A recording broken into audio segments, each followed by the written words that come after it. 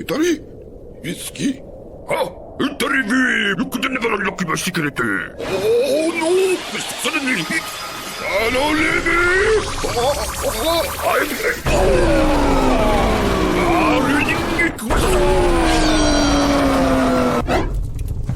Let's begin. Indeed.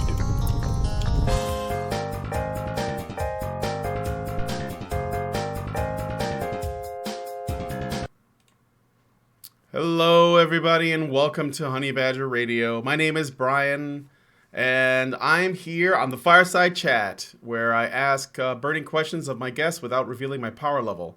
And I'm here with Just Some Guy. How are you doing, man? I'm doing pretty good. How are you doing? I'm doing well, thank you. Is it okay if I do call you Just Some Guy, or can I just say Guy, or Yeah, whatever works for you. or whatever? Okay. So I thought you were a pretty interesting guest to me because I've seen, I think as of about a year ago or maybe a little bit more, you started making videos on YouTube talking about comics. And one of the things that actually got my attention was the artwork that you display, which is, like we're looking at an example right now. So are you a comic artist professionally? No, I just like to draw. Okay. Do you have an interest in doing anything like that? Because it seems like you do a lot of, use a lot of artwork for your videos and stuff. At one point I had, but I did a video about a couple months ago where I kind of explained that. I just kind of got tired of breaking in. I kept hearing the very weird comment of, "Oh, you're so good, you're so talented," but no one would hire me. And Yeah. And so it's like, well, obviously I'm not good enough. So if you tell me what to do, then I can improve, but no one would do that. So I just kind of let it go. I quit drawing for like a year. And then when I came back to it, I just basically decided I'm just going to do it because I enjoy it and not worry about trying to get anything published or anything like that. Yeah. Well, the funny thing about that, what you were going to say is that, there are a lot of people who will tell you that you're talented and, but nobody really wants to pay artists. Yeah. Like people who want art, a lot of them don't really want to pay artists. But I bet if it's something that do you normally work digitally or traditionally? I like to draw traditionally. I do Mm-hmm. scan the images in and I'll do coloring and inking in the computer, but I prefer to draw by hand. Yeah. I'm just used to doing it. Okay. Yeah, because I'm an artist. I do a lot of the artwork for this channel, and I'm working on a comic. I actually, it was a comic book that I was working on. This is the funny story. It was me working on a comic book that got me doing Honey Badger Radio as a show. And I didn't really know much about it at all until I tried to make a comic that was a romance book from a male perspective, which isn't really that revolutionary. But what happened when the pushback I got, because I swear to God, this was like 2014 or maybe even 2013. It was a while back, because the character that I created was heterosexual, male, and cis. That was a problem because and this is like a thing that goes way before Comicsgate, even before Gamergate. Yeah, that's been there for a while, Mm-hmm. and um, I think one of my friends actually had brought it up to me. I mentioned him before the show. My friend Toy Soldier. Mm-hmm. He had mentioned this. He had sent me some article way back in like 2007, and I want to say it was on one of those comic book websites. If it wasn't Bleeding Cool, it's another one. It's like Comic Book Resources, or there was like Oh yeah. another one, or Newsarama. I think it may have been Newsarama. But someone was like chastising Joe Quesada about not having enough women in comics, Yeah. and he completely slapped him down. He's like, well, most of the people who submit work are dudes, so that's who we're going to hire, right? And he was kind of cavalier about it, and it really pissed her off. But at that same time, there was a statue that I think it was Terry Dobson or no, Adam Hughes. He had done the artwork, and they were I making a get both of statue out of those. him. I get those two guys confused all the time. Yeah, they have very similar art styles. Hmm. He had done a statue, like the drawing of Mary Jane washing Spider-Man's suit, Yeah, I and remember that. yeah, she had the butt up, she was all pouty and everything, and they lost their shit over that. That was around the time that it started, and they kept pushing and pushing and pushing to try to get some traction, but no one was having it because the industry was trying to recover, and they were kind of doing it. Marvel was gearing up for Civil War. That was why this had been brought up, because they had done in their they have like this yearly summit where they plan how to now fuck up comics, but then to tell good stories, and they were planning Civil War, and Hmm. they had listed the writers who were invited, which was Mark Millar and I think it was like Ed Brubaker, maybe Rucka and Bendis. They were there, and then there were like nothing but editors and I think like two artists, and these people were just like losing their minds. Like, how come there are no women there? Because none of the women are the top writers, and these are the people who are writing Civil War. So Hmm. they're that's who's invited. Sorry. And so that was their attitude. But Yeah. they kind of started pushing it then. And over the course of, the next 10 years, a lot of these folks managed to make their way into the industry itself. And so they were doing it from the inside. Hmm. And that's why they got more traction. If they had stayed outside of it, I don't think it would be as bad as it is today. Yeah. I think what. Okay, let me ask you this, because comics has been around for a very long time, right? And but this particular interest, while there's always been, I think, a slight element of people who use comics to make political statements, sometimes, bordering on the propagandistic. And I'm talking post World War II, because I know a lot of people saying World War II, a lot of it was propaganda for sure. Yeah. But I mean, like post that, they were probably like, especially in the indie scene, there are people who wanted to say stuff about their politics and use it to, like, make a platform. But specifically, this kind of really overt, very vocal, super cringy SJW stuff in the big two, especially Marvel Comics, but DC isn't far behind, because I saw that Harley Quinn where she's with the oh my god, it's just Jesus. We can talk a little bit about that later. But what do you think is it that got people's attention to want to, like, infiltrate and essentially take control of this hobby? Because I have my theory, but I want to know if you've given this much thought. It hit pop culture. That was Mm-hmm. pretty much what did it. Once it hit pop culture, that was it. And I think, you know, around the time that this was really starting to gear up, the films had a bit of a lull. The only thing that was really hidden very good was Batman. We had Batman Begins. Sure. That was it. And you think of that sort of 2003 to 2008 until The Dark Knight and Iron Man came out, a lot of the films were hit or miss, right? Mm-hmm. So it wasn't in the cultural zeitgeist as much. People were more aware of it, but it wasn't really hidden that well. And then you had the Big Bang Theory kind of step on. And what was the other one that was on Fox? It was like X-Files but not X-Files.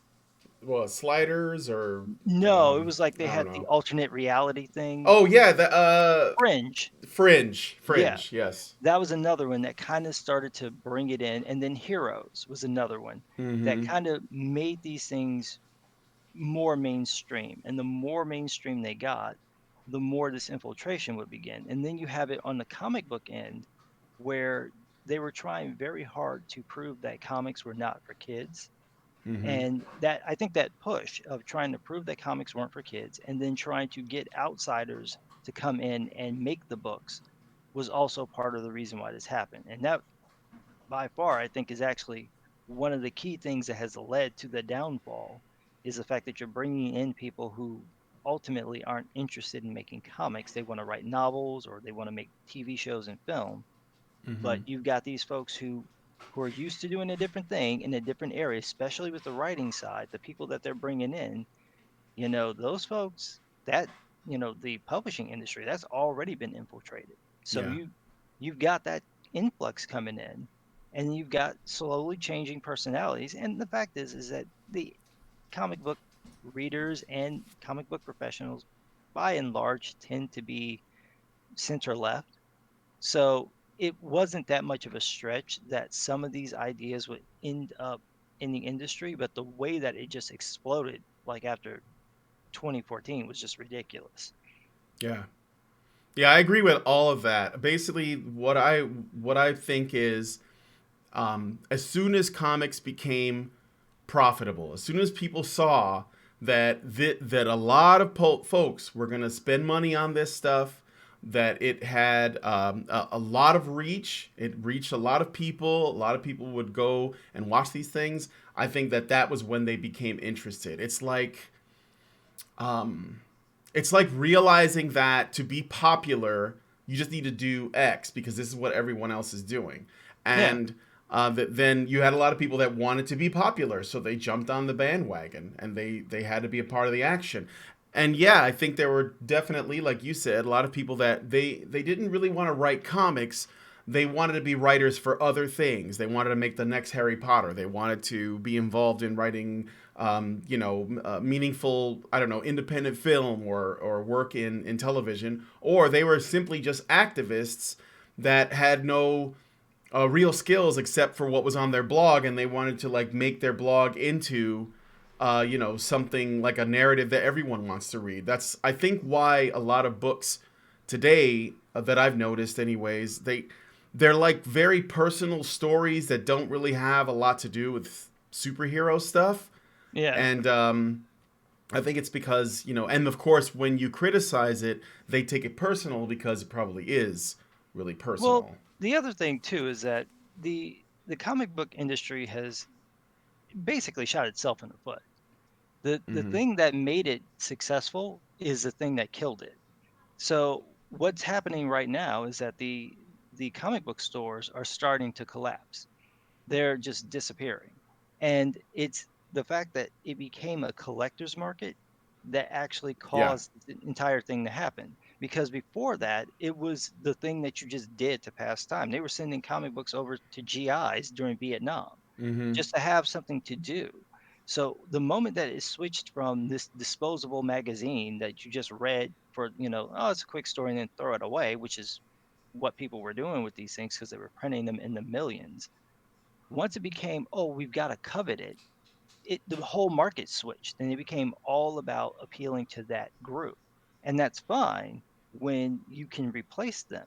But once you stop replacing them because they're getting older and the younger crowd is going towards video games, they're going towards anime and manga, you're screwed. Mm-hmm. And then when the crash happened in the 90s, because they had all that speculation where you had people buying these alternate covers and stuff Yep. thinking that they were going to be worth money and they weren't. And you're from Chicago, so you Mm-hmm. probably experienced the same thing I experienced. 96, I was going to Moondogs to buy my comics. All of a sudden, they're gone. I Yep. had nowhere to buy comic books for like 2 years. I was buying them from Walden Books. And I had like the touch of death when it came to comics. Whatever book I liked, they would stop carrying. So it's like, Mm-hmm. oh, I like Young Justice. Can't have that anymore. I like Impulse. Can't have that anymore. I was waiting for them to take Batgirl away from me because it was just like everything that I liked, they would just stop carrying because they only carried a selection of those comics. That is what ultimately killed it. So once you Yeah. have that age group sort of aging out, you've got a problem. And then in the early 2000s, what did they do? They decided, well, DC went the nostalgia route. We're going to bring back Hal Jordan. We're going to bring back Barry Allen. We're going to do the Silver Age again, and Mm-hmm. we're going to make it cool. And we're going to undo all of the Crisis on Infinite Earth stuff. We're going to undo Zero Hour, which at that point had just been, what, like 10 years before it? Mm-hmm. And then they went, Identity Crisis, Oh yeah. 52, Infinite Crisis, Final Crisis, the other crisis after the crisis. It's like, Mm-hmm. would you Marvel was stop? doing the same thing though. Like it was just one event after another, wasn't it? It But was they like went, they went Avengers with the heroes fighting disassembled. each other. That was the Yeah. problem. Yeah, it was Avengers disassembled, and then I think it was shortly after that. I'm gonna get the order wrong, but there was like House of M, and then there was Civil War, So and yeah, and then Civil War that was when I tapped out with Marvel because I just yeah, couldn't take it. It's like, dude, you have the heroes fighting each other over the stupidest reason. Like, how yeah, many times has Magneto almost destroyed the planet? Y'all didn't do the mutant registration thing then. How many mm-hmm, times has Apocalypse almost done stuff? Didn't do it then. Xavier's son altered reality, and y'all still didn't kill him. Like Onslaught blew up the middle of New York. You still didn't do the Mutant Registration Act. Oh, but some dude accidentally killed some suburbanites. Now we got to have everybody sign. Like, get the fuck out of here. So I was so put off by it. And then the way that they did the events was like every damn book was a tie-in. mm-hmm, And it was killing me because I had just started reading Thor, and it was done by J. Michael Straczynski and Olivier Coipel, who was just killing it with the art. I never liked Thor. I couldn't care less about Thor, but that book was like the shit. And then Marvel came in and like just killed it. They just hit him in the middle of an arc and then went over to the Civil War stuff. And it's like, dude. So I was done. I yeah, was done. And at the same time that that's happening, we've got the nice Japanese people over here like, "Oh, look what I've got over here. I've got this Naruto. You like Dragon Ball? This is like Dragon Ball. Look, he looks like a Super Saiyan. You'll like it." mm-hmm, You know? And then here comes Full Metal Alchemist. Here comes Bleach. Here comes Soul Eater. Here comes Death Note. Like you've never even seen anything like Death Note before. Oh my God. yeah. It's like this is what you're giving me. And what do I have happening at DC Comics? Oh, it's the Rainbow Wars, all the different Oh, lanterns right, the fighting each lantern other, right? stuff. Yeah. And like, look, I like Ethan Miscavige's cool guy, but I did not like Brightest Day and Blackest Night. Mm-hmm. I actually had a like it's technically a dream, but I call it a nightmare where I was stuck in that world and they're like I'm in the middle of the freaking fight that they're having and I'm just watching them change colors in front of me and like this is just so fucking retarded. And I'm just going through the dream because I just want to see how insane this is gonna get. They're taking me to their lair, Robin, and like in the dream, I'm like 14 for some reason. mm-hmm. And Robin's like, "Oh, you want a super suit?" I'm like, "No, I can see your junk. I don't want that. No, thank you. I'll pass." You know, and it's just because that's how insane it was when you really look at those stories. Yeah. That's what they were offering. So if you tell everyone when I was in my 20s at the time, if you tell everyone who's an older millennial or a young Gen Xer, we don't want your money, well, who's going to replace them? Right? You can Mm-hmm. bring the people who maybe left the books after a while because they were turned off by the early 2000s or they didn't like the style in the late 90s, and you can get them to come back. But you're just bringing back people who left. How are you adding to it? Because that's what you used to do. You used to add to it. So where's the younger audience to take over when people start having kids, when they start, changing hobbies?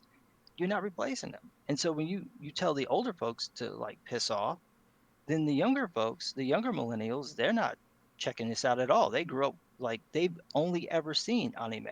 They have no Mm-hmm. concept of American cartoons. They have no concept of American comics. They don't read them. So that's all they know is manga. One of my friends, he just turned 19. This boy has he literally speaks Japanese. He's Yeah. learned it from watching the show, right? He has a band. The band's name is Shunpo, for Christ's sake. Mm-hmm. So that's how hardcore he is. When we went to see Man of Steel, I didn't know he was there. I like saw him coming out. I could hear him talking about it. He was so obsessed with it. I'm like, you want to go and read some Superman comics? And he looked at me like he wanted to say, nigga, please. Like he was so turned off by the idea of reading the comic. It's not interesting to him. So that's your problem. If you can't get that audience in, the younger crowd, how are you going to sustain the industry? And if they can't go anywhere to buy the books because you can only find them in comic book stores and those are disappearing, how are you going to sustain the industry? Yeah. Well, let me add to that. So, if these kids are growing up, are they growing up watching anime, but they're not buying manga, right? Is that what Well, we're looking at? well, okay, so let's be real. Anybody who likes manga has probably read the stuff online. Mm-hmm. Okay. I do it, still do it. And my rule is basically this: if you bring it out in the States, I will buy it. If you don't bring it out in the States, I'm still reading it. Yeah. Okay. And like with Naruto and Bleach, when that was coming out, I'm like, I know it's going to take them a year and a half to bring this stuff out here.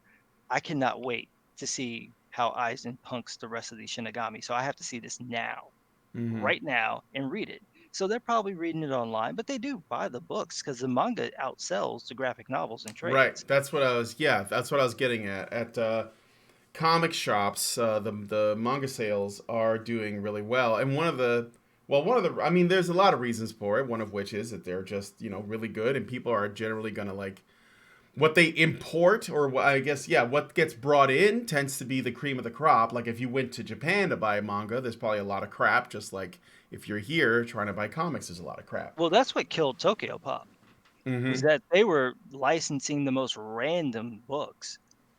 And it's like, what are you doing? Like Mm-hmm. nobody knows what any of this stuff is. And it's just like, I'm gonna get this one, I'm gonna get this one. And it just killed their business. It almost killed the manga industry here. Yeah. Because when they collapsed, they were like the big one. And so a lot of those licenses got picked up by other people. But that drive to buy those books, they're not really buying them from comic book stores. They're buying them from, online or on Amazon, or they're going to a bookstore to get them. And Right. and that's the difference.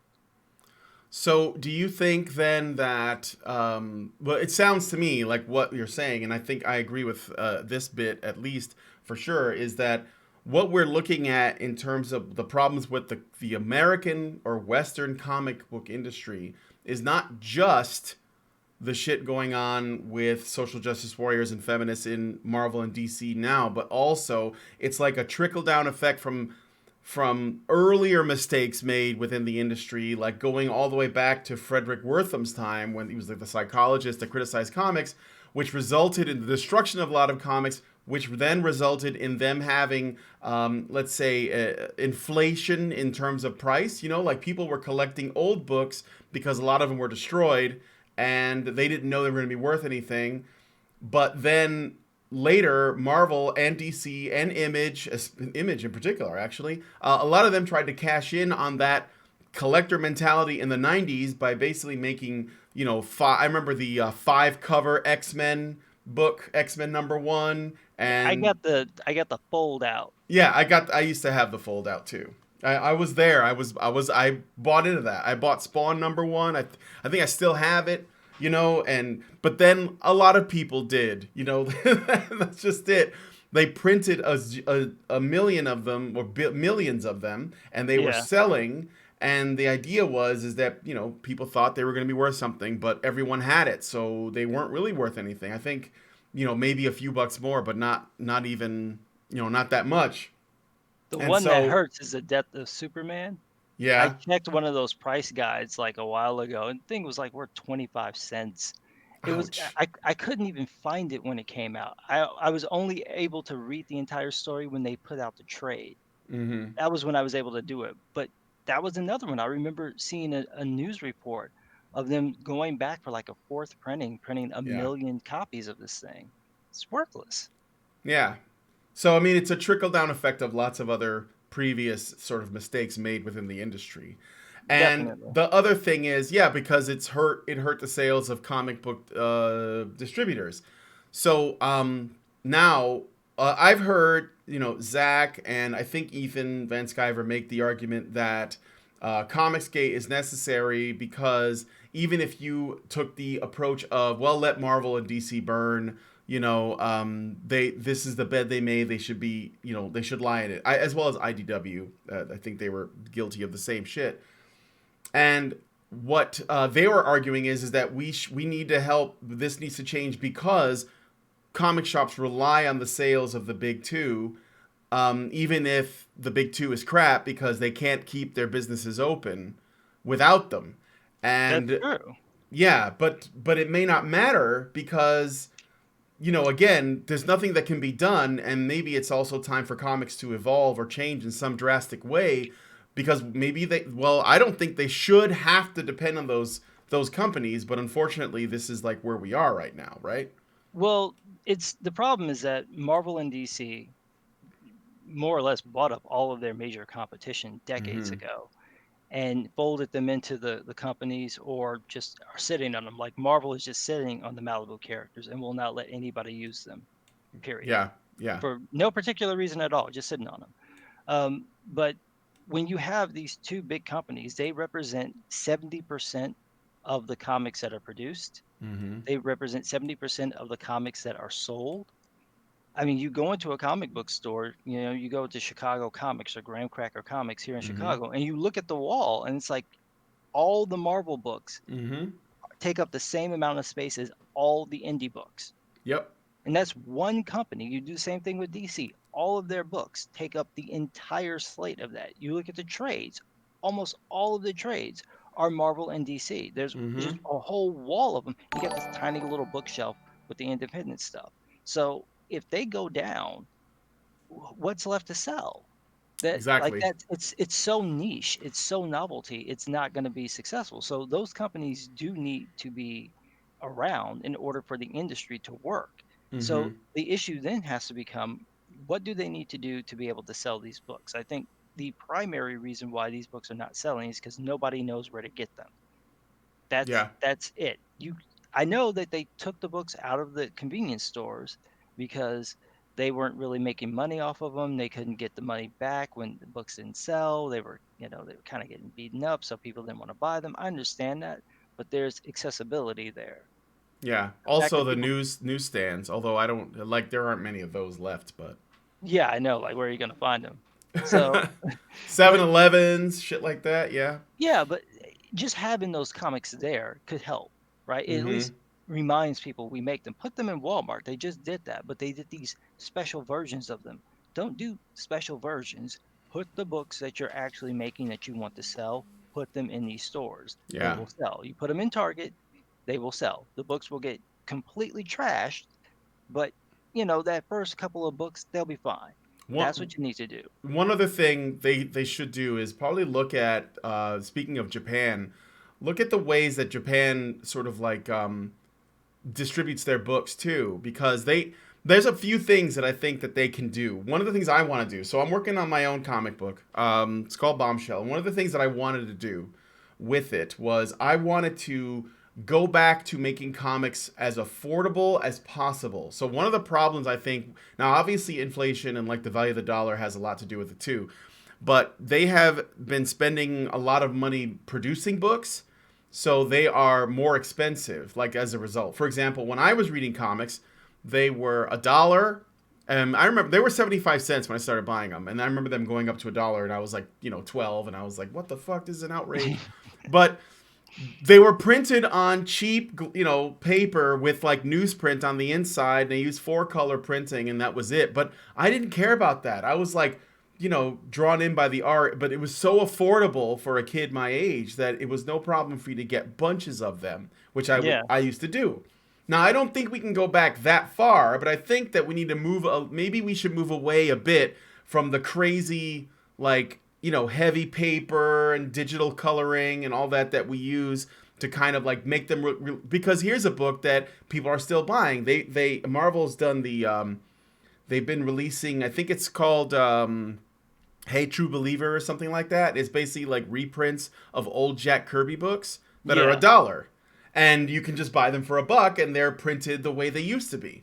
And I don't know, maybe they should lower their costs. In Japan, most manga is black and white, and they might just print it on colored paper, and you'll get like a thick ass book with a whole, like Shonen Jump, right? Was like one thick book with several issues that you could just read through. And I know, and in Japan, manga is like embedded in the culture to the point where everyone reads it, and there is something for everybody. And so it's an enormous business there.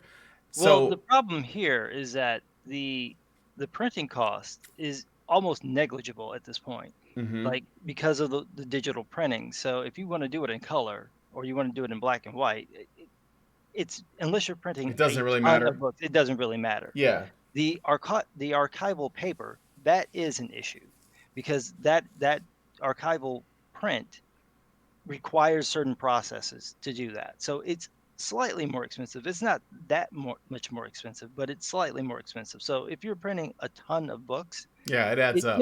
it'll add up.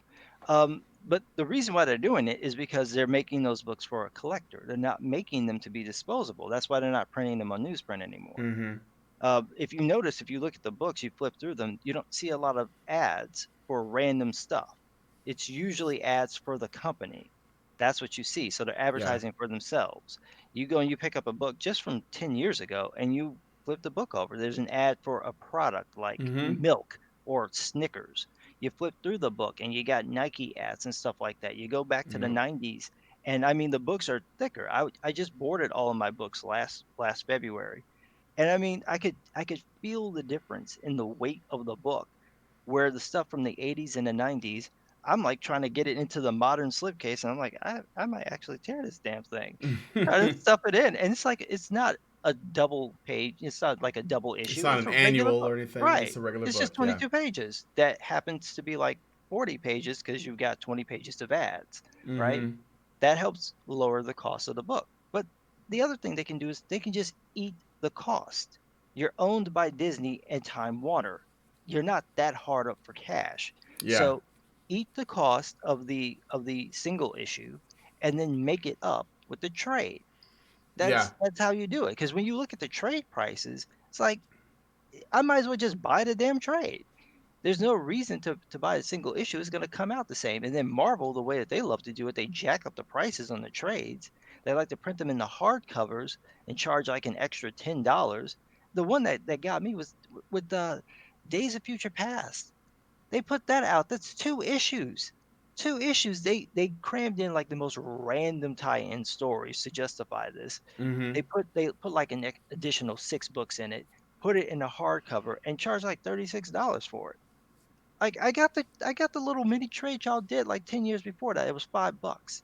Mm-hmm. What in the hell are you doing? This is what they're doing to try to make a dollar. So the printing, I think, is less of an issue. I think it's the fact that they're doing single issues that's the problem. They should just do it like they do in Japan, put them in an anthology and bundle them all together. Put all the Batman books together, put all the Spider-Man books together, and just release them as anthologies, maybe $10 a piece.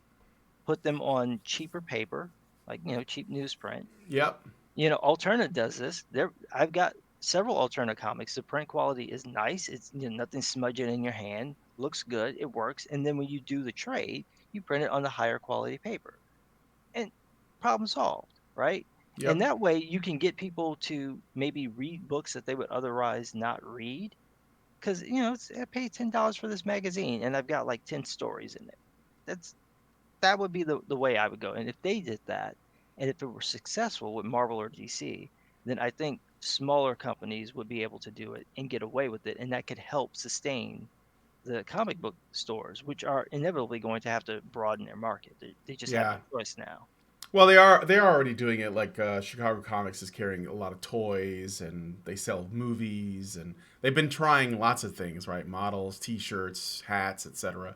Yeah. But I mean, ultimately though, I still think that the biggest thing is they gotta make good books worth buying, and that's not happening right now. See, you just don't understand, Brian. You just don't understand that it's not about whether or not the story is good. It's about whether or not it's on the right side of history.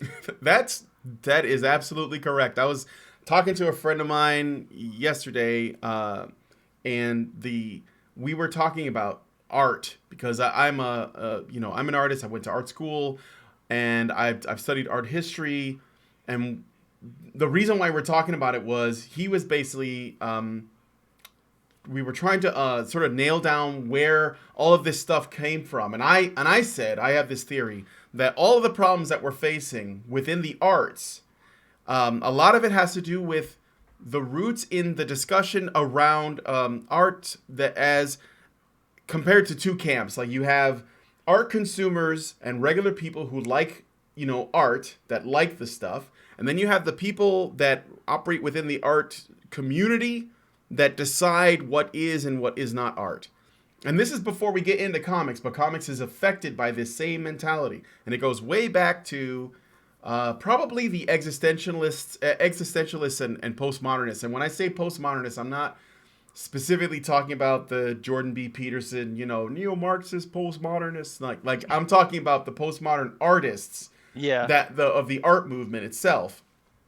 And because at that time there was this guy named Duchamp, and he is famous for a few things. He originally did a great painting, I think it's called Nude Descending a Staircase #2, which is, it looks like a kind of cubist thing where it's it looks like a very abstract shape that looks like animation frames that are laid on top of each other, and it's basically resembling a person moving down the stairs, but it removes time from the picture, so you just see all this stuff happening, right? Yeah. And that was a great piece. He was exploring the idea of animation when, such a thing was kind of like really, really fringe. But that's not really the thing that I'm talking about. Later, I think he was trying to take the piss out of people in the art industry by taking a urinal and then painting on it and then putting it in a gallery. And his whole thing was, he wasn't trying to critique art itself. I think he had an objective idea of what it was. I think he was critiquing the art community, like elitists that would spend a lot of money on it, or people who own galleries and museums that would, sort of decide what is and what isn't art. And so he took that urinal and put it in a display. And by changing the context, he changed what it meant. Yeah. And I think that from that point on, people started looking at art as a whole different thing, and then it evolved from there because politically things were changing. And I think that where we are now is, and you can see this if you go to any art museum. Oh, you're in Chicago, so if you go to the Modern Wing of the Art Institute, or you go to the MCA over on Chicago Avenue by the Water Tower, if you go in there to look at the art pieces, they're all contemporary, and they're all I would say 90% shit. Like, there's like no effort put into them. Somebody stacked some chairs. There's one where somebody just brought a log in and put it down. I thought it was a sculpture of a log. No, it was a log. They just brought a log in. And I don't get modern art. I don't get because of it. I don't understand it. I do. I understand it. I understand modern art. Modern art is about making a statement. It's not about making something aesthetic. It's not about making something attractive. It's about making a statement. It's about shocking people. It's about making people think. And the way that that mentality is that if I can get you to stare at whatever it is I put in front of you, and I've seen some. I saw one guy, I swear to God, it was a gallery I saw in Canada, where he had a bunch of canvases that were still in the packaging, and they were leaning up against the wall with the front face against the wall. So you were looking at the back of the canvas, wrapped in plastic. And that was not like he just had some lying around. No, that was the exhibit. I was like, what? Wow. And I was so... How lazy are you? Fuck it, I don't want to draw. I'm just going to put it on the wall. Just turn it around. I don't even want to look at the canvas. And then all you have to do, but you can do that, and all you got to do after that is write a good story about why this is art, and basically that's how you sell it. So the art, the craft, isn't in what you create. It's in how you sell it. But the thing is, if it isn't political, if it isn't making a social statement, it's not art. That's basically where they are now. And this has been the case for a long, long time. Like Andy Warhol, who just made prints of stuff, was making statements about consumerism and conformity. But if you look at the art itself, I mean, there's not much there. It's Campbell's soup cans. It's a Coke bottle, It's not something he's making. And this is what the reason why I bring this up, or I brought this up with my friend when I was talking to him, is I was like, there was a term that came in the 20th century to describe artists that were actually trying to make something beautiful, or at least aesthetically appealing, like you knew that it took effort to create. They called them illustrators. And so an illustrator was somebody like Norman Rockwell or Frank Frazetta or Gil Elvgren, who did pinups in the 1940s. Even though that art was objectively, you could tell that's hard. I can't do that, right? I'm not at that level. I can't do what Frazetta does, but I'd like to. Like, that's like a goal, right? To be that good. The art community gets to dismiss that, and they get to say, well, he's just an illustrator because he's drawing from life. If you represent something and your artwork doesn't say anything timely or political, or it's not on the right side of history, it's not considered to be art. It's considered to be simply representation of something. Illustration. It's a way of dismissing it. Even people who create artwork for National Geographic, where they do wildlife paintings, as no matter how good it is, it's not art. And so they've created a hierarchy by manipulating language between someone who's really doing good work and someone who's just, not worthy of too much attention. And this is how I think that people that work in comics today, or people who make indie video games that have like really shitty pixel art, but they're about, it's about being trans or whatever it is that they want to talk about. That's how they do the same differentiation. They basically say, this is art because it means something, not because it looks nice, not because it appeals to your tastes. They right? don't understand. They don't understand art. That's the Right. problem. They have no concept of that. You look at, the David, for example, that is representational. It Mm-hmm. means something. There's a statement being made in that pose about Yeah. man and humankind. That's what that is. Oh, we can't It, do that. We can't like anything men. Come please. on. It's the most bizarre thing. I do not understand how these people are able to function in the world. I remember one of my Mm-hmm. friends, he started getting very religious like a Mm-hmm. couple of years ago. And so he went from being able to watch anything to being real finicky about stuff. So I was trying to get him to watch Spartacus, the Stars show, Yeah. because I started watching it and it was like, this is really good. There's too much gratuitous sex in here, but otherwise it's it's fun. I didn't need to see Lucy Lawless's titties. I could have done without that, but okay, I can live. I can move past this. Sure. But he wouldn't watch it. He's like, well, because of my faith, I can't watch it because of the content. Like, what are you talking about? It's like, well, because they curse and they have sex. Mm-hmm. And like, you're not being asked to do it. You're just being asked to watch the show that you would otherwise like. And he Right. was starting to make these weird conclusions of, I can't watch this, I can't watch that. And I'm like, but you still read Naruto. Like, that's got magic in it. You're supposed to Mm-hmm. not be able to read magic. Well, you make an exception for that? Like, I don't understand. Is it just because you like it?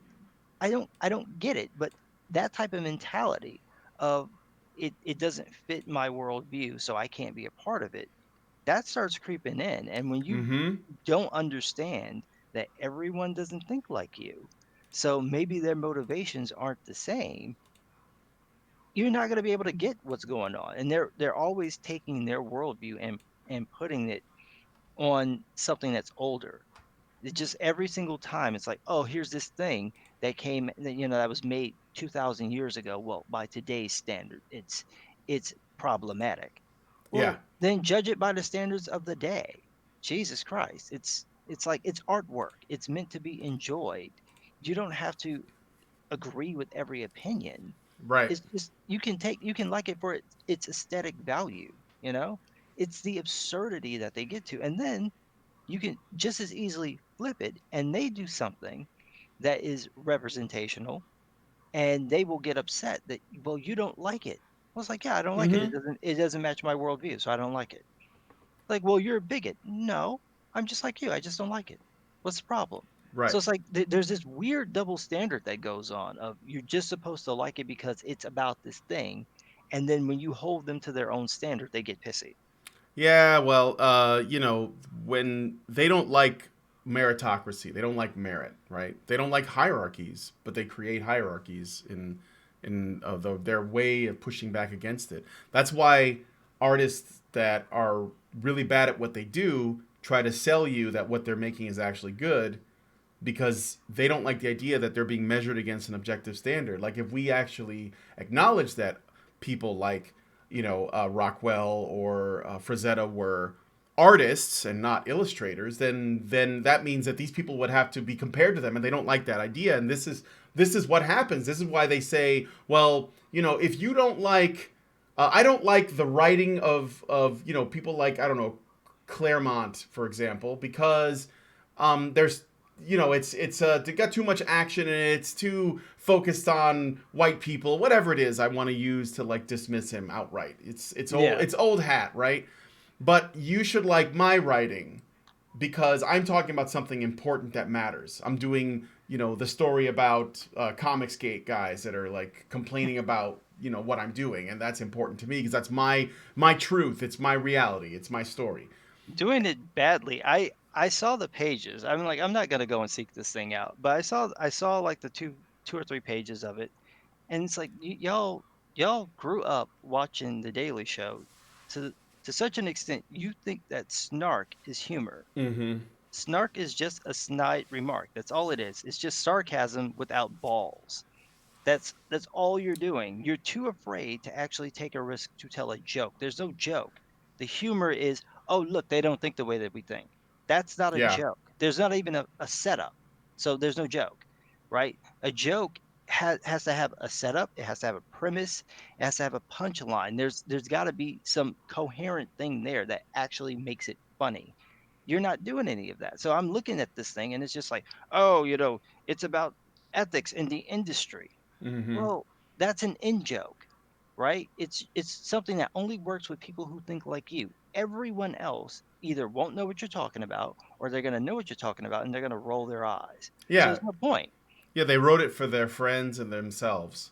That's what Because all of that's these books that's are for. yeah, that's it. It's just like they write it for themselves and people they know in the industry, people who aren't going to buy it, basically. Well, that's the one that got me. So when I started doing the reviews, one of the first reviews that I did was a review on the Black comic by Oh yeah, I know. yeah, Yeah, Kwanzaa really. Sajefo. Yeah, really a derivative. Let's take a black girl, put her in a Captain America costume, give her Superman powers, put a baseball cap on, and we're done. Really? Yeah, but the company that's made for, Black Mask Studios, Mm-hmm. I was just curious one day, so I went looking at their submissions policy, and they're asking all these politically themed questions, like What? yeah, like if you go to their page and you look at what they're asking like, why are you the person who should tell this story? Because it's my story. I wrote it. Of Mm-hmm. course, I should be the one. Well, what's it mean to you? Is it about your identity or your race or like? Why are you asking me about that? It's like a violation of the law that you're not Mm-hmm. supposed to be asking me like my political positions and stuff like that. That has nothing to do with this job. But that's what they're looking for. They're looking for these stories that hit these certain political views, Mm-hmm. and if they hit those views, they're happy. And so they don't edit the books. I've read about 7 different titles now from them. None of these books have been edited. No one has ever sat down and said, this is not working. The characters are doing things that make no sense. This line of dialogue is all over the place. Could you, I don't know, try to act like you know what the delete key is and take out like a whole chunk of words? Because Mm-hmm. there's more text than picture, right? No one is doing this to any of these books. They're just letting them print whatever they want to print. That's how you got that one black book called Black Devils Die, where the artwork looks like somebody drew it with their foot. It's like it's terrible artwork, Mm-hmm. absolutely terrible artwork. And like, why would you publish that? And they're publishing this because, well, he's talking about drugs and black people, so this is why you're going to publish it. There's no story there. The characters are like non-existent. You have no connection to them. Mm-hmm. It's all like them because they're black.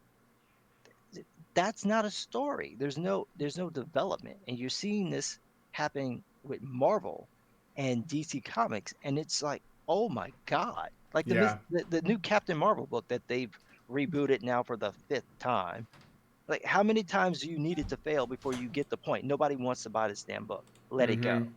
They rebooted it again, and it's the same thing. It's just like a complete word salad, and Captain Marvel is there and she's just saving everybody.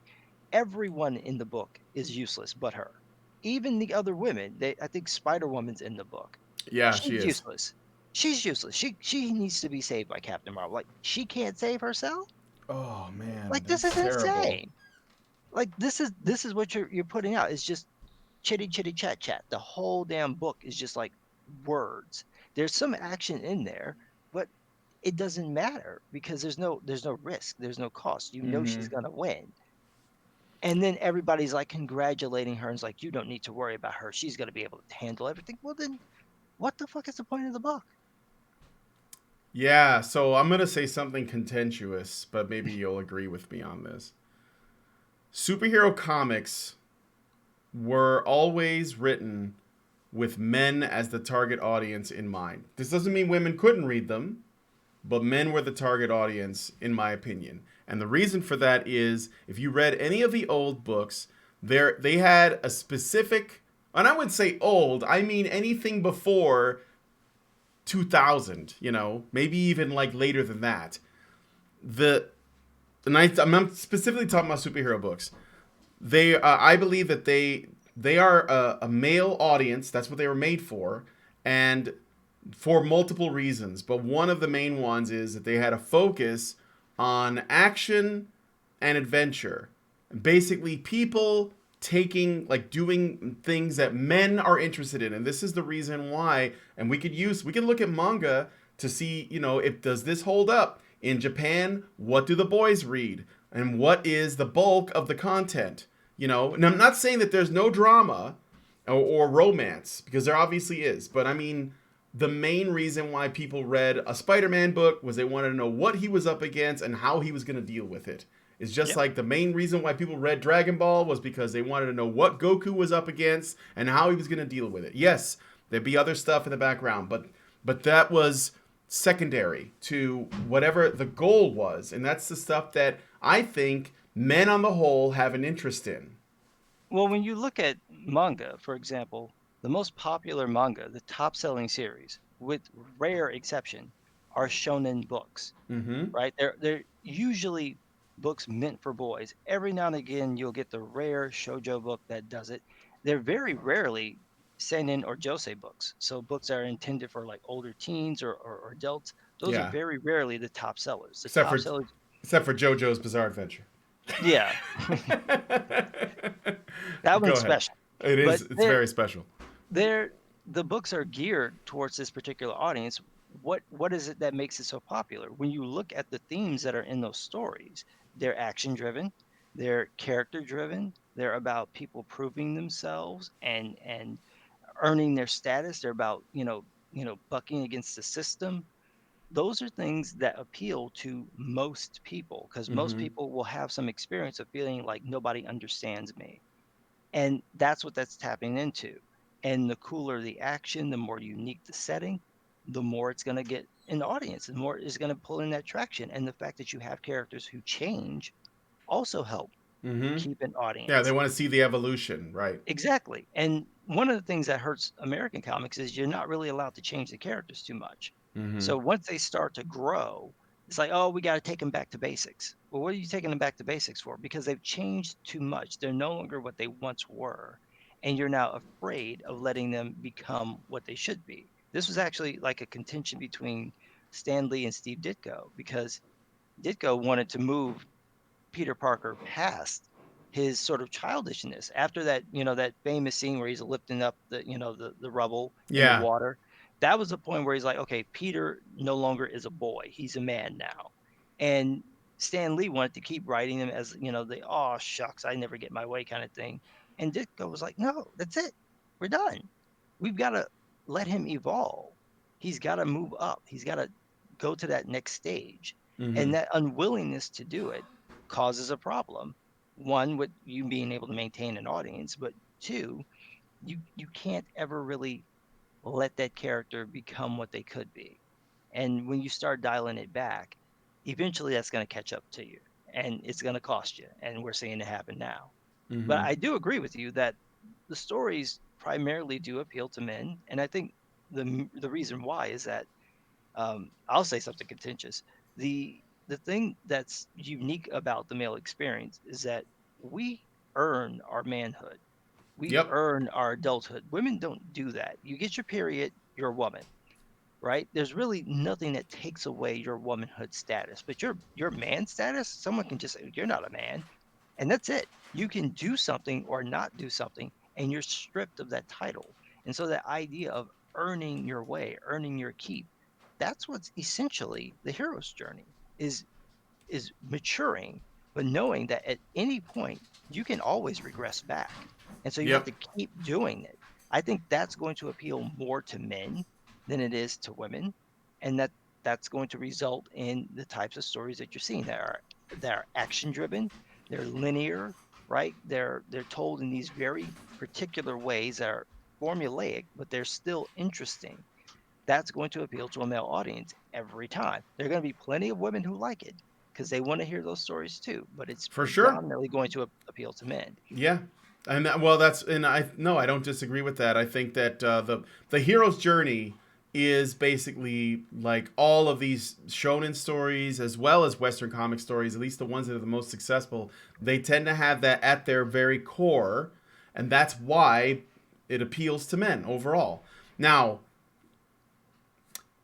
is it any surprise, or did you notice a pattern, not just looking at Comicsgate stuff, but as well as what's going on in video games? There's this stuff is going on in tabletop gaming. This stuff is going on in the Boy Scouts. This stuff is going on in all of these areas that were or are, I guess, male-dominated hobbies, male interests. They went after heavy metal. They went after Yep. Warhammer 40,000. They went after like all kinds of shit that predominantly is a male. I don't want to say it's a male space because women were allowed to be a part of it, but in terms of like who was actually like spending all of their money to sort of grow the industry financially and culturally, it was men.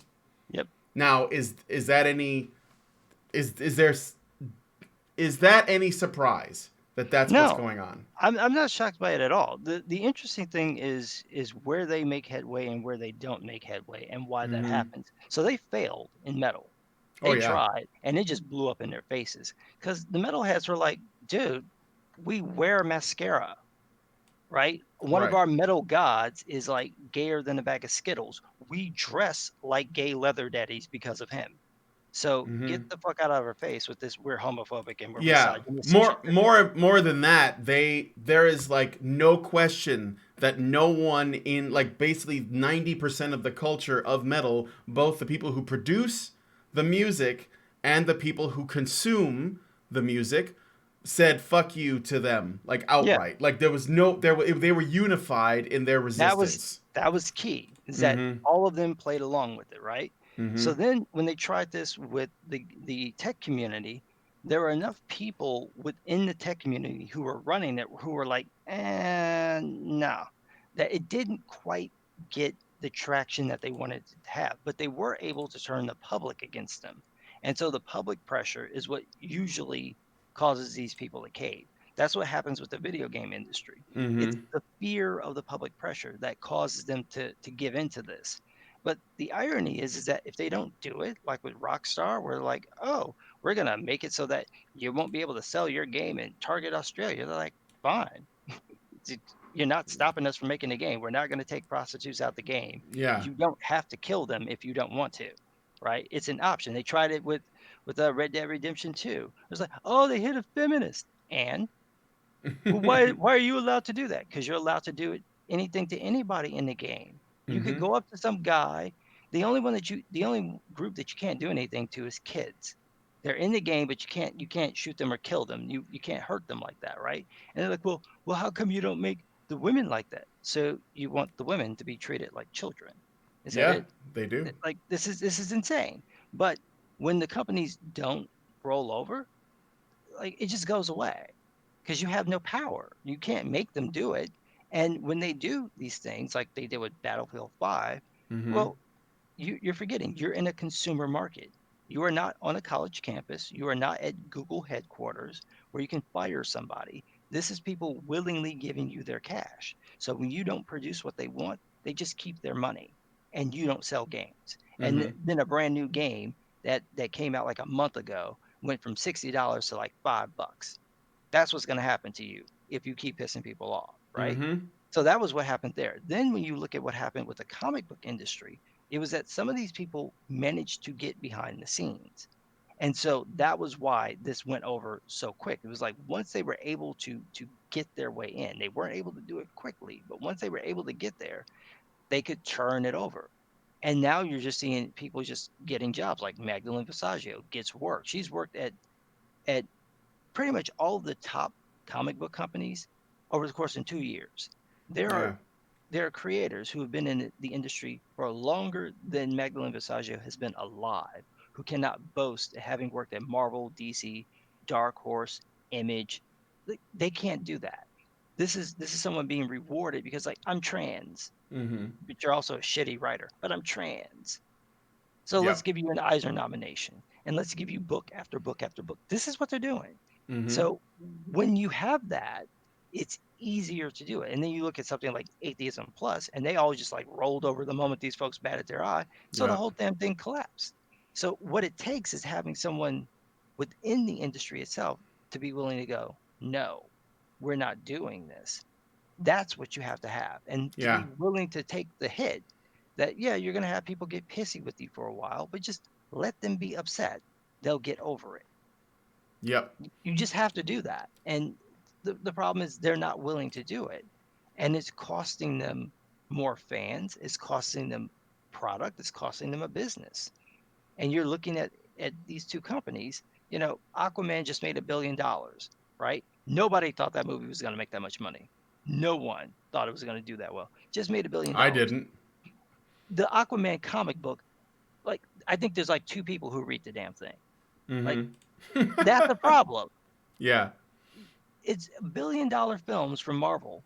Every time these guys are coming out with a movie, it's cracking 500 million easy. Mm-hmm. You can't sell any of these books. How has Yeah. that happened?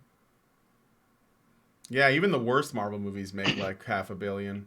Yeah, it's So. insane. But it's because when you read the books, they're not entertaining.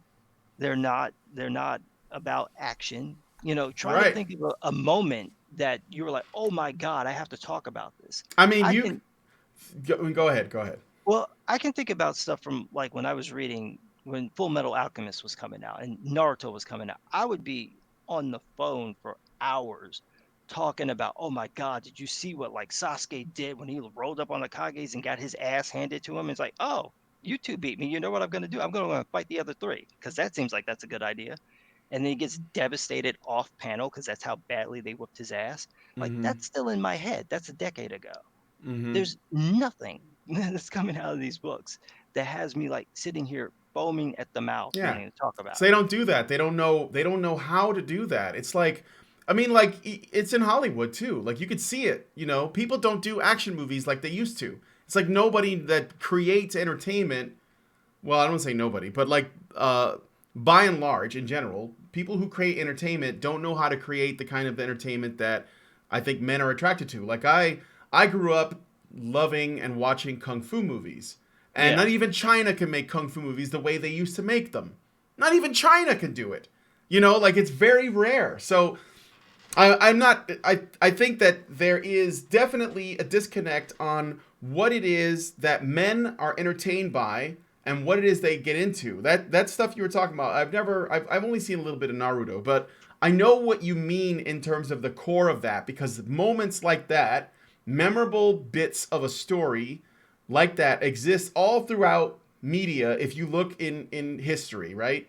And Yeah. that was what made it stand out, like for the consumers that it was aimed at, which is primarily male audience, which is why I'm talking about this, because I know that male hobbies are under attack, and there's varying levels of success depending on, again, as you say, how sort of entrenched this ideology is, but also how much people bend to it. Like you mentioned that back in the early 2000s, 2007, I believe it was, when Joe Quesada explained away this Adam Hughes or Terry Dodson, I'm not sure which, art piece of Mary Jane.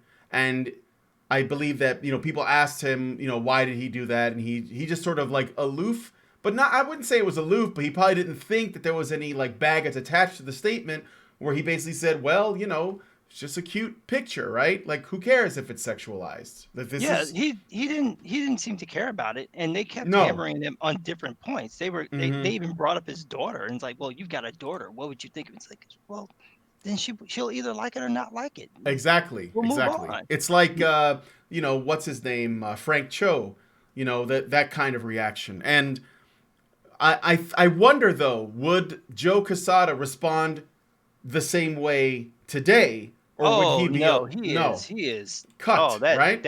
that cock cage is locked tight. It is. Exactly. He See is that? all white knighted because Yeah, he's just folded to it. And yeah. I don't know if it's because, he's got daughters and so maybe there's a little bit of Uh, that. I don't know if it's just because he's to the left. I know I he's think the culture's changed. I think the culture's changed, and like language that was basically language and ideas that were confined to Tumblr are now out, and they're basically in. They're in the media. They're in schools. They're on television. They're in film, and they're in all these industries, and people are pushing it. It's going on in animation. It's in comics, and the only thing that you have to do to let it basically tear your company apart is bend the knee. yeah. Like that's the only thing you have to do. And yeah, Joe Quesada went from a guy who didn't even, he was just a normal person that thought a painting of a sexy girl who was supposed to be a sexy girl in a situation that you should see as sexy, and was thought of that as completely harmless, while also keeping in mind that the audience is largely male, and it doesn't make them terrible people, because if you look at something that women are into, like 50 Shades of Grey, there's Yeah. stuff in there that's far worse than a painting, Yes. an innocent, like, cheesecake painting of Mary Jane washing Spider-Man's tights. But Well, think about like the romance covers. Like at yeah, least with like when men the have six stuff pack guys, yeah. with no heads. Yeah. They're always faceless. Their heads are chopped off from the freaking images, man. All it is just naked chest. Mm-hmm. So it's like that's what they've been reduced to. At least the men want to see that she's got a face, There's a a person great, there. yeah, Yeah. Yeah, but you see, you can't criticize that. And that's the thing. Like, it's because they have and also those places don't really get invaded by feminists, but for the most part women's interests, women's hobbies are safe because men's hobbies are being targeted. And one of the reasons why, and this is the thing that a lot of people may not realize, because I do see some new faces, maybe there's some of your subs that are over here, it's because feminists actually envy what men have. They yeah, want that because they see that men spend a lot of money on shit that they like, okay? And they spend a lot of money on women. And so because most of what gets spent is usually spent on behalf of women by men, a lot of stuff also gets spent by men for men. And yeah, so when you see how much men invest in their hobbies, their comics, their music, their video games, their movies, whatever, then it looks like a really flourishing industry. And then you're like, well, I want a piece of that, or I think that's got it's taking up too much of my visual space. Like I'm seeing it everywhere, and I think I need to be a part of that. I don't like the no, way, it's not even that. It's jealousy. yeah, It's pure jealousy. What it really boils down to is here's something that they thought was stupid, right? You think about the way that they've gone after geeks, right? yeah, Anyone who's over 30 remembers a time when reading a comic book in person in school after a certain age would get that thing snatched out your hand and you would be literally thrown up against the wall. Someone would physically assault you for reading a comic book. That's real. That happened. mm-hmm, All those 80s movies where you see kids getting bullied, that was what bullying really was. When you see it in a film today, that kid would be sent to the fucking principal's office and expelled before he could even spit near another child, right? They yeah, can't touch them. But if you did that back in the 80s, oh yeah, they were doing that. So here you had these group of kids who were just completely ostracized. Nobody wanted anything to do with them. So they ended up finding each other and they're like, "Oh, you like this? I like D&D. You like D&D? Okay, let's come mm-hmm, in. Let's play. Oh, you like comics? I like comics. I like Marvel. I like DC. Okay, well, I'll tolerate it." Right? That was what happened. You like video games? I like video games. That's what it became. And they mm-hmm, grouped together and they went off and did their own thing. Now here you have all these folks who thought, "Oh, they're just a bunch of losers. Don't be concerned about them." But then you hear them laughing and talking and enjoying themselves. And you're like, wait a minute. You're not supposed to be having fun. We booted you out.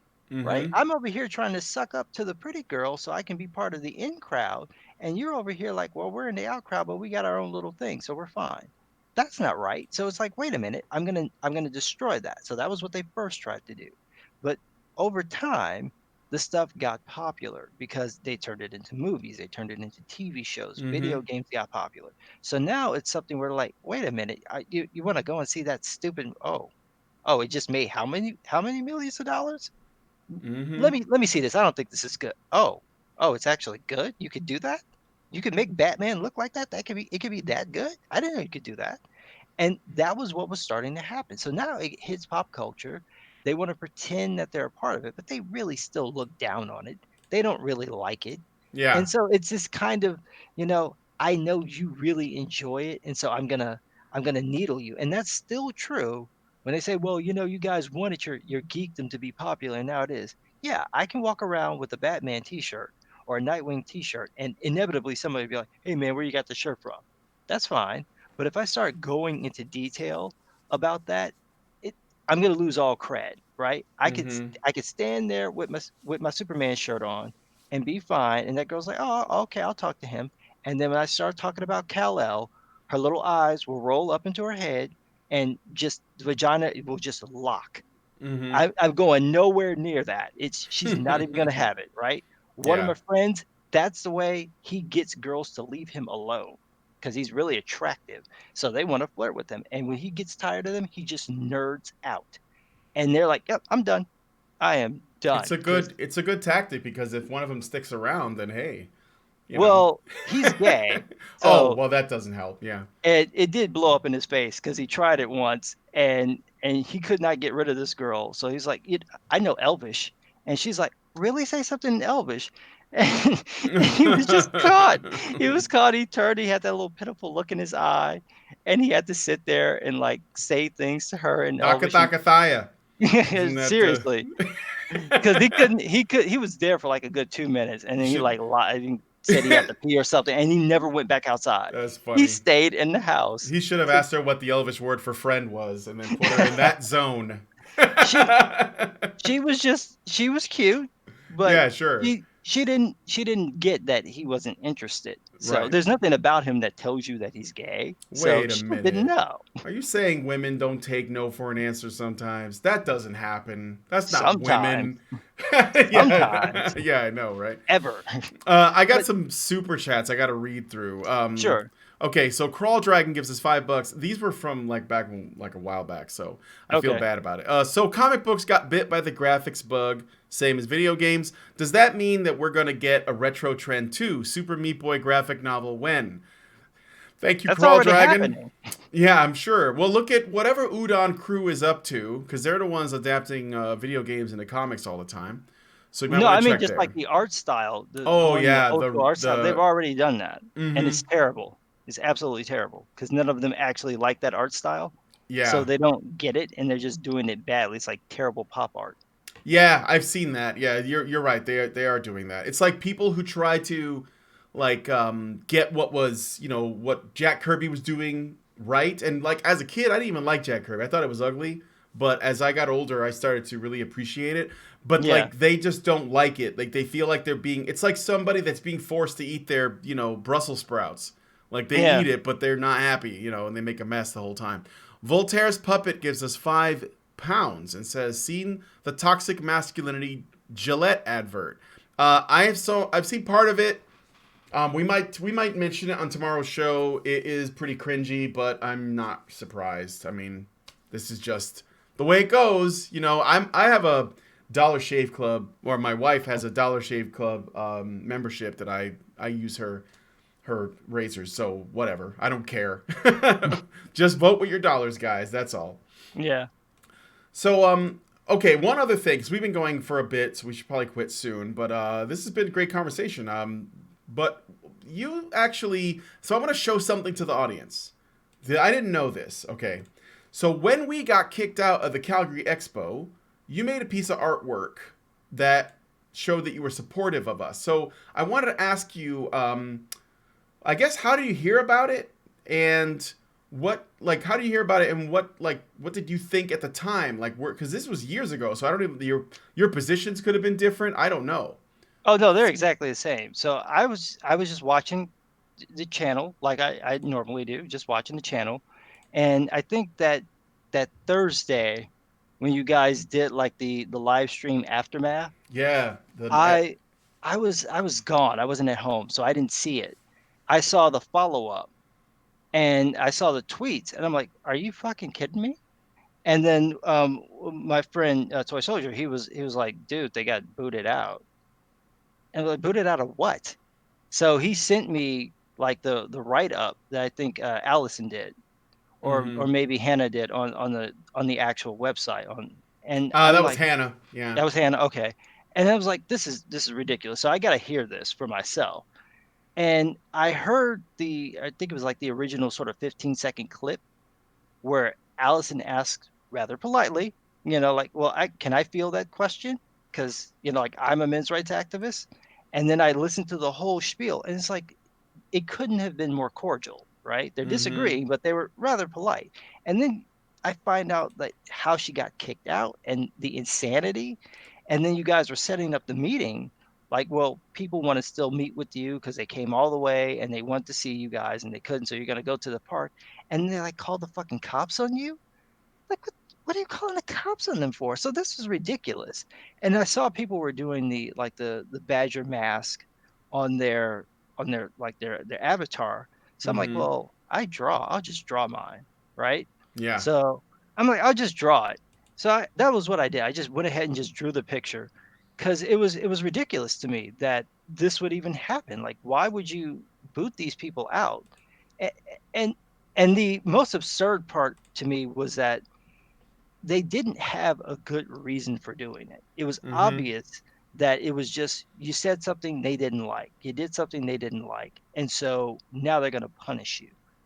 And your punishment is to ban someone for life because she asked a question. And Yeah. people are supposedly feeling threatened because you had Gamergate imagery. Well, how are you threatening them? It's just there. Like, there's no implicit interaction between you guys and anyone else. So it was just the most ridiculous thing to Yeah. see. And then you had these journalist comic book sites that just would not interview any of you. Yeah. Mark Wade had some choice words for us at the Oh, time. Do you remember that? yeah, that bastard. So I saw that live. I was watching this go down, and I was debating on saying something to him, but I just like, because he was acting like a fool. At one point, he says that the Gamergate is like the 21st century KKK, right? Mm-hmm. And so some guy who was black and he was part of Gamergate, he's like, well, I support Gamergate and I'm black. Am I part of the KKK? And then he tweets like a couple of minutes later, he's showing a picture that Mark Wade blocked him. Mm-hmm. And he was going on like a 48-hour screed against Allison, just ripping her to shreds. So then she pops up and she's like, you want to say it to my face?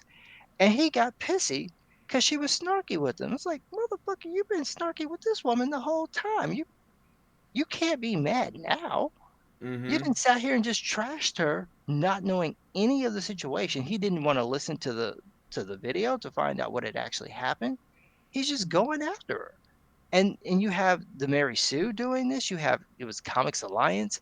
We're not gonna talk to them. You can watch the video if you want. You're supposed to be reporting.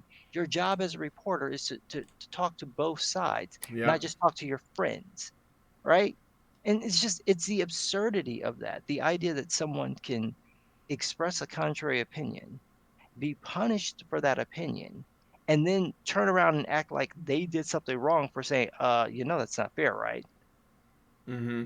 I couldn't understand it. And at the time, a lot of people were openly supportive of Allison. So I thought that was good. It was, the industry side, not so much, but Mm-hmm. the general people were backing her. And when the whole thing with the trial was coming out, you were seeing the same response. The only people that were taking these folks' sides were the SJWs. Everyone else is like, are you fucking kidding me? Yeah. So it's that kind of thing just like pissed me off. And I just that's the stuff that I just cannot stand. I just don't like when people do things like that. I don't like bullies and I don't like cowardly bullies. And that's what Mm-hmm. that is. That's cowardly bullying. You're too much of a pussy to do it to somebody's face. So you're going to do it in this underhanded way. Why don't you just say that the problem you have is that she called you out on your bullshit and you didn't have a response? That's That was like that's like the average. That's their approach. It's always that way. They talk shit from their corner. They never talk to the person. They never try to engage in conversation, and they try to use authority to essentially remove them. Whether they block them, or they try to get them to lose their job, or they try to get them blacklisted from the industry, or whatever. But they never directly confront the person or the ideas or the arguments yeah. ever. And that's why diversity in comics or Richard C. Meyer pisses them Mm-hmm. off so much, because he wasn't just talking about them, he was doing it without any fear, and he was making fun of them in a way that they couldn't control, right? He's very good at mocking them. They didn't like Mm-hmm. that. He had insiders feeding him accurate information, and they knew it was accurate. So it was like, what do we do? So now we're going to have to destroy him. And they were going after him before he said anything about Magdalene Visaggio, before he said anything about Heather Antos. They were trying to take his channel down within like a couple of months of it going up, Mm-hmm. Mm-hmm. just from him having the temerity to say, this is ridiculous. These books suck. And that was their goal. So we're gonna try to destroy him. So Yeah. they're waiting to find that thing that you do, that one fuck up that you have, to go, oh, I'm going to use that against you, and then they'll never let it go. Yeah. So I want to say, full disclosure, guys that are watching, I didn't know that he was watching us before. I didn't know that. I thought that you were just another person that loved comics that was started making videos, and I was watching your videos on comics just like I was watching Mim Headroom, who I've known for years, and Micah Curtis's stuff, and Yellow Flash occasionally, and like, your boy Zach, all that. But then I saw you tweeted out that picture that I was sharing with people, and I was like, this guy's been watching us. And then when I talked to you, you said you've been watching us for a while. So I'm just saying, I didn't invite him on because he's a fan or watched our content. I honestly don't know why anyone watches our content, but It's I'm it's joking. I'm informative joking. and entertaining, but Yeah. it's important to have stuff like that, right? Yeah. And like when Toy Soldier was doing a lot of the advocacy stuff here in Chicago, that was the kind of thing that I was seeing in person. I've watched feminists look this man in the face Mm-hmm. and accuse him of being a rapist. Like, do you know what the fuck you're doing? What this man's been through? Are you insane? And you don't know this person. And you're Yeah. saying this to his face. Oh my God, what is wrong with you? That people need to see that stuff actually happens. And Mm-hmm. that's what you guys talk about. When you see the insanity of like what they did with Casey J. They just Cassie J. Yep. Cassie J, like where they turned on her when it Mm-hmm. turned out, oh, I'm not going to make a hit piece. I'm actually going to try to be objective. How dare you? How Mm-hmm. dare you be objective? No, you're supposed to just tell us why all men's rights activists are evil. You're not supposed to say, well, let me see if their ideas are, valid in any way. And you're not supposed to come back to us and go, well, they said this and they've got the statistics. What do you have to say to that? You're supposed to attack them. How dare you? So we're going to fuck with your funding. And then when you manage to get it crowdfunded and you try to get it into different categories in film festivals, well, you're going to have to deal with the fact that there's no category for this type of film. Enjoy. And then when you go to try to premiere, we're going to fuck with that. Every time you try to get into a theater, we're going to call up the theater and say, they're trying to promote women being abused by men. Nobody's seen the film yet, honey. So how do you know what's in the damn film? Mm-hmm. You saw a trailer. You don't know what the fuck you're talking about. And you're just going around lying about this movie. And then when people finally get a chance to see it, we're like, well, it's like, you're not even being remotely objective. Just attacking people to attack them. That's all it is. And it's like, you need to see a movie like this. You need to see something that points out the absurdity of what's happening, but then to watch what happens to the person who's like, you know what? I think I might have to rethink some of my views just a little. And they just went after her. Yep. That was it. Just literally just, eh, maybe they have a point here. They're like, nope, we got to finish you. That. And that was what you ended up with in the film. Was like Mm-hmm. her showing, this is how these people came after me for daring to not do propaganda. That is Yep. what you need to see. Absolutely. Cassie J is working on another movie right now, by the way. She's not saying what it's about, so also I'm going to speculate. I think she's going to make a documentary about making the documentary The Red Pill. Especially the blowback. I bet it's going to be... That's my prediction. At first, I thought she was going to talk about MGTOW, but I think that's what it's going to be about. I think it's going to be a movie about making the movie. Well, I mean, I look forward to seeing it because I ended up getting the movie on Hulu. Yeah. Because like nobody else wanted to carry it, and then after it ended up on Hulu, everybody else had it. I'm like, son of a bitch. But I ended up getting it on Hulu. I watched it, and I'm like, this is what you guys are losing your shit over. Yeah. Like it's as harmless as humanly possible. What are you losing your minds over? This is nothing. It's like when religious people like go crazy over Bill Maher's Religious. It's like, oh, it's this film. It's like, have you watched the film? Because he's just telling jokes, sweetheart. It's not that bad. Settle down. Yeah. This is what this was. So I hope that more people do this. I'm glad that there are channels out there that talk about comic books and aren't afraid to say, we're going to keep talking about them. Yep. We were talking about comics on HBR, like I think right around the time the Calgary Expo thing happened, or a little after, because I remember we did videos about the dreaded Ask Me About My Feminist Agenda Mockingbird issue.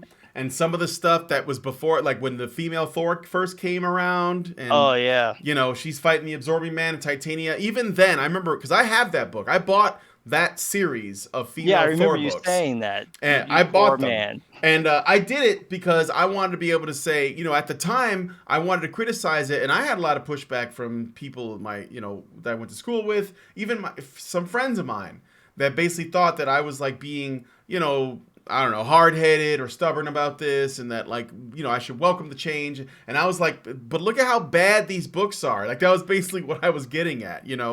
I ultimately don't care that much about what they change, because they always go back to formula at some point. But I was talking about how bad the books were. So I knew the female Thor thing wasn't going to last, but we have been talking about this for a while. But there was something else I wanted to say. So while it's true, this is about manga real quick. While it's true that right now, manga's not bending the knee to this stuff because it's so far removed culturally that the Japanese are just making their books for their people, and we're just translating it over here. However, that's not keeping these folks from attacking it, because they have been attacking anime, especially. There's been a controversy around Goblin Slayer. There was a controversy around this new thing that just came out called, was it like Shield Hero or something? Rising Shield Hero. Yeah, Rise of the Shield Hero, or Rising of the Shield Hero. They lost their shit because he's falsely accused of rape. Yeah. And it negatively affects him. Yeah. Oh, fuck.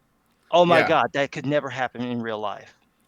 So, just think about if enough people, and I'm just going to put this out there, Crunchyroll, which is the distributor of those two animes, both of those shows actually, one of the women that works at Crunchyroll, that's working on that new show that Crunchyroll is supposed to produce called High Guardian Spice, is also a feminist and a member of a group called Women in Animation. Women in Animation has a mission statement to work with the Animators Guild of America, or at least the Western Animators Guild, to ensure that there is a 50-50 split in males and females in the creative fields of animation. So she is an ideologue through and through, and she also works at Crunchyroll, and she's the CEO of Women in Animation. And I'm saying that because it could likely influence the future of Crunchyroll, and I bet it will, in the same way that Netflix has gone down the tubes, where at first Netflix used to give you movies that were out in the world, and then as they became like a streaming service, they started adding more and more of their own shows. Yeah. And I think that their bias, their political bias is showing. I mean, in that they have put in a lot of feminist documentaries and vegan documentaries and pro-communist documentaries and stuff like that. Yeah. While also they did not put up Cassie J's The Red Pill. They would not host that movie on Netflix. I remember her specifically saying, well, why wouldn't they put it? Well, that's because they have a bias. And I would bet now. Again, a company is allowed to have bias. I don't care. You can go ahead and do it. The market's going to do what the market's going to do.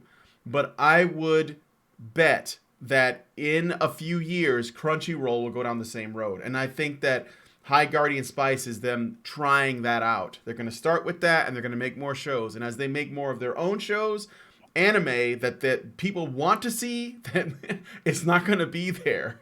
And there's going to be another service that'll have to like compete. So there'll be another service. What will probably end up happening anyway is that the Japanese companies will finally understand people want to see this stuff when it comes out in Japan. They don't want to wait, right? So Shonen Jump just did this, where they have all the books that they've ever released.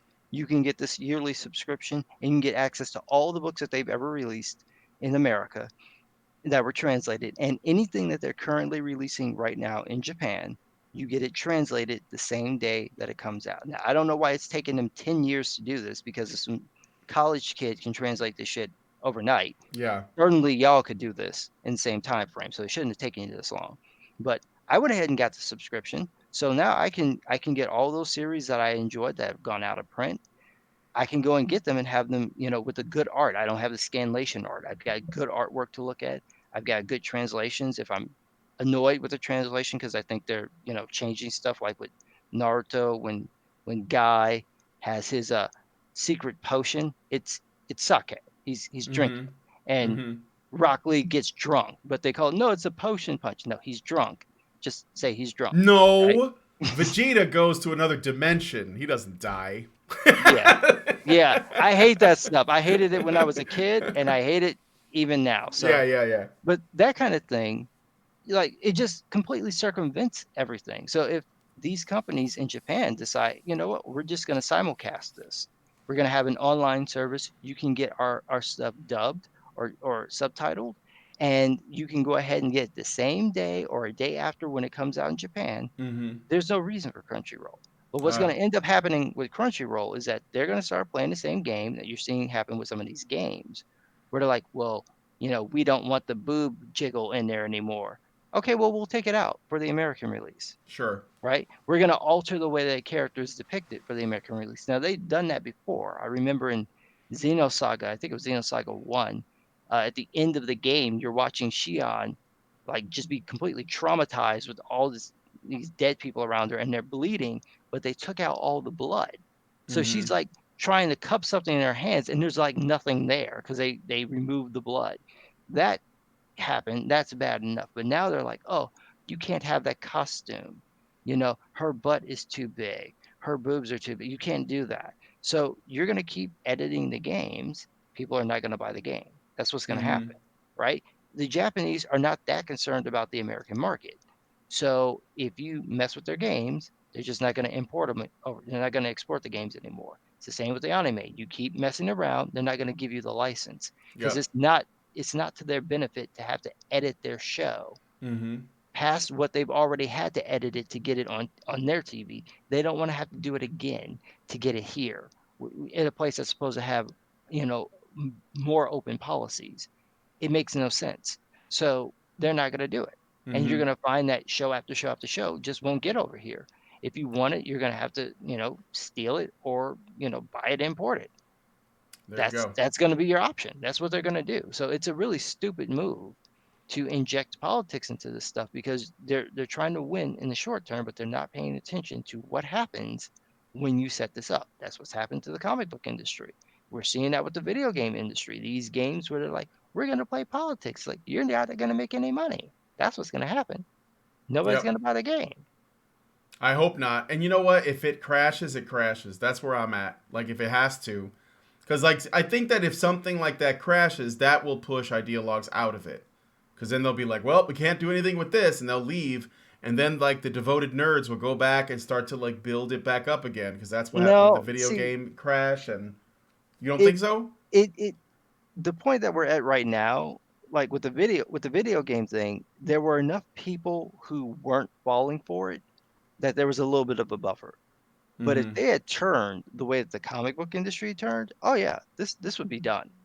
Like, you wouldn't make it past 2025. It'd be finished, right? They'd have wiped out everything that was cool. Like, you could not have a game like God of War. You couldn't Mm-hmm. have a game like I was playing Shadow of War, and I'm a Tolkien fan. I love me Oh some yeah, Middle Earth, right? sure. Mm-hmm. So I'm sitting here, I'm playing a game, and then this female captain shows up. I'm like, who the fuck is this woman? How is she a captain? There's no way you would be a captain in the Gondorian army. It wouldn't happen. And then there's a random black dude. I'm like, where is he from? Mm-hmm. They're not this far north. What? No. And he's like, everybody's just fine with him being. It was like they literally would never have seen someone this dark who wasn't an orc. They should be flipping out. This makes no sense. They just did it to be politically correct, right? Yep. And they've already made enough changes to the lore. Like Celebrimbor is like an arrogant jackass, when in the book he's like one of the sweetest people ever. So I'm like, the game's fun, so I'm letting some of this slide, but this is like ridiculous. Come on, man. Mm-hmm. Right? Yeah. Yeah. So the further you do that, the more you're going to turn people off. And with the comic book industry, they've run out enough people that it's very possible that once the whole thing collapses, no one's going to want to come back. I mean, who wants to work at Marvel if they think you're going to control what they're doing and you're going to make them go down this very far left politic wing? Right. No Right. one's going to want to work there. So you're gonna end up in a situation where what'll happen is, Disney will fold it. They're already doing that with IDW. They're shopping out some of the characters. They'll just probably do that, and Mm-hmm. that'll be the end of it. And then you'll have the rest of the independent companies and the smaller publishers who are kind of gonna be holding on, but other than selling traits, they're not gonna get very far. Mm-hmm. It's pretty dark. It's pretty dark.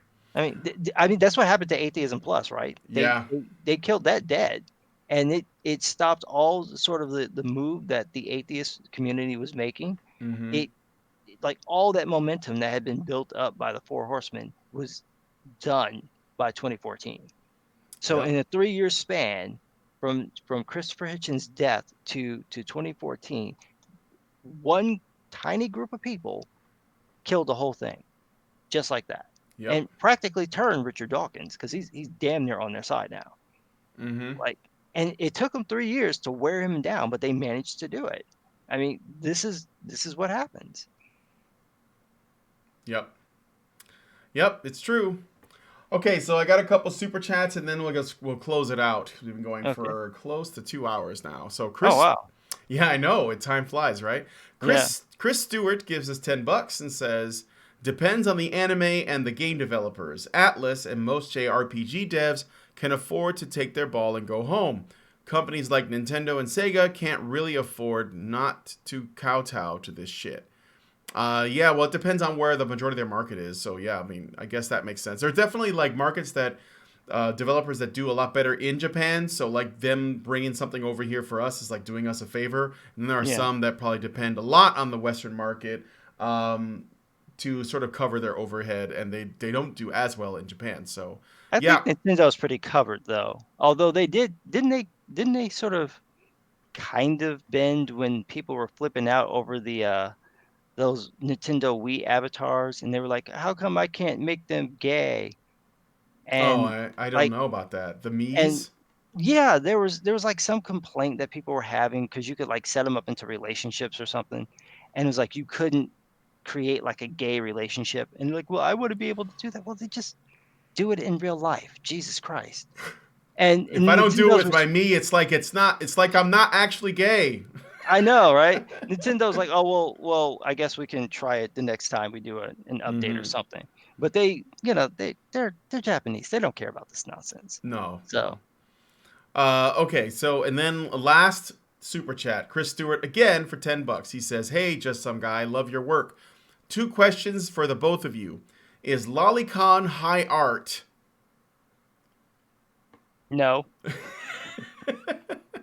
It's degenerate, is what it is. No, I don't know. It's illustration. That's what I'm gonna say. um, and are traps gay or not? Well, actually, I'm not the person to ask about that. But Theron Meyer made a great video on it and has concluded that traps are in fact gay. I await your holy words, O wise men of the intern webs. Well, those are my answers, anyways. So Yeah, I don't know that I would assume that as is true with any type of art form, they're probably very good lolicon artists. Yeah. But I mean, as it is, it's just porn. So it's Yeah. that's it. So no, it's not high art. And traps, of course they're gay, obviously. I mean, Of course. It's easy. All right. So, anyway, with that said, we're going to go ahead and get out of here. So, I want to thank you for coming on and talking to us thanks about for this. having me on. It was a good conversation. I'm glad that you're making videos. Despite, like when you were watching us, you didn't have, or at least you weren't making many videos, or maybe you were somewhere else. I don't know. No, not But at all. I didn't start until 2017. Yeah, so I'm glad because this is what we're talking about, like more people speaking up, and the more it gets to the point where you can't, you can't silence everybody, right? And I implore everyone that has the ability to talk, to make videos and talk about this stuff. The more, the merrier. I say that's what I think, anyways. Yeah. So yeah, I'm glad you're making content, and I'm glad you're talking about this stuff, and I'm glad that you're somebody who likes what we talk about, and you have an interest in that as a topic. So that is good stuff, and a fellow Chicagoan too. So Oh yeah. I think the first time I've ever had someone else from Chicago on the show. What were you gonna say now? Just enjoying the freezing cold weather. That's all. Yeah, that's true. Chris Stewart gives us $2 and says the gods have spoken. That's right. Okay, so with that said, we are going to leave. Thank you for joining us on this episode of the Fireside Chat. Again, I want to thank Just Some Guy as well as you guys for coming on the show. And please give this video a like and subscribe to the channel and leave me a comment. And also become a Badger by going to feedthebadger.com. That's feedthebadger.com and become a member there. You can do that instead of using Patreon if you prefer. But Patreon is still up, so you can always go to patreon.com/honeybadgerradio as well. All right, with that said, we're going to go ahead and get out of here. Thank you so much, and we'll talk to you guys very soon.